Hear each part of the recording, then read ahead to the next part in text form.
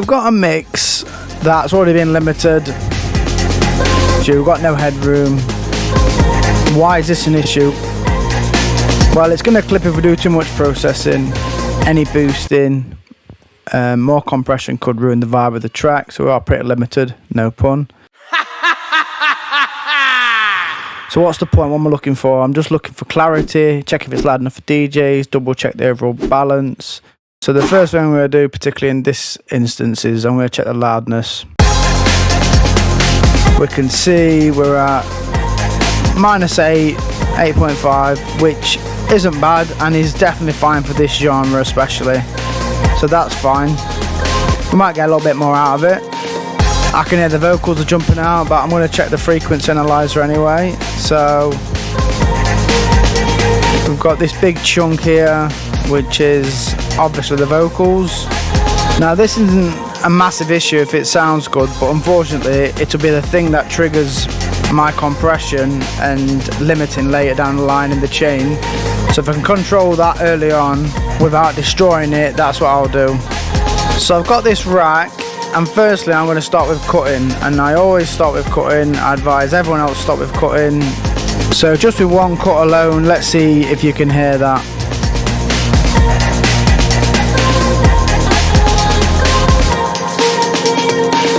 So I'm hearing a build-up of mud around these areas that I don't like. And these are minor things and can be tedious, but you'll see pretty quickly the difference that it makes. You can apply these things to any stage in mixing when using EQ. So I'm boosting the area where I think it is. There's no point sweeping up and down because one, it messes with your perception, and secondly, you're always going to find resonant frequencies that you don't need to be taken out just because it sounds horrible when it's boosted. So I've got this macro here that I've named control comp. This one's just getting a bit of control over the peaks, slow attack, auto release, and it's just taking 3-4 dB off. So what would happen if we have too much compression? Can you hear how the mix starts to break up and the drums become a messy sort of mash? Also listen for the sucking and pumping. Surgical EQ is normally a bit of a no-no from a mastering engineer's stance because they're trying not to change your track too much. But the difference is night and day. It's got much more clarity and we are just cutting frequencies.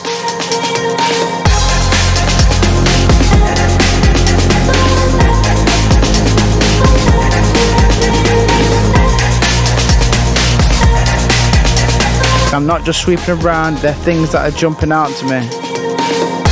So we've got some tiny amounts of compression, just keeping it simple. Each compressor's just doing a little bit, keeping it simple, just tiny amounts of compression, and we can see the loudness has gone up on the loudness meter.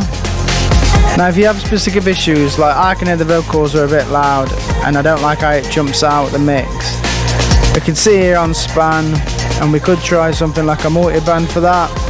If I can just tame it slightly, it might give me a bit of a better balance in the mix, but it will affect the whole mix. So you want to be careful to listen out for anything in that range, such as the snare.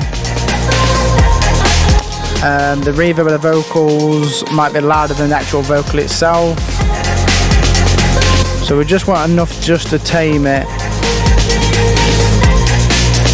That's exaggerated there.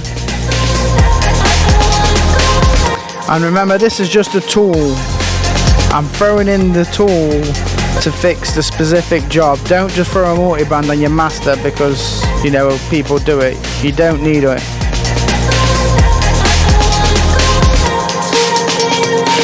So a quick check on our progress, before and after.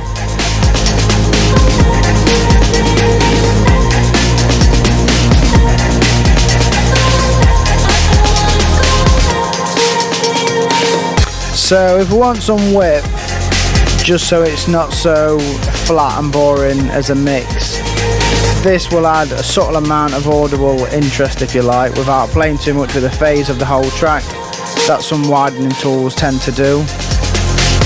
Another little thing we can do is, if your balance of the mix is off, you can use a tilt shelf. So bigger frequency, And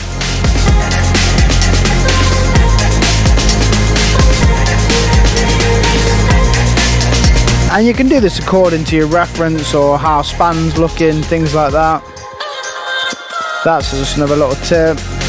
And that's about as much as I'm going to do with it.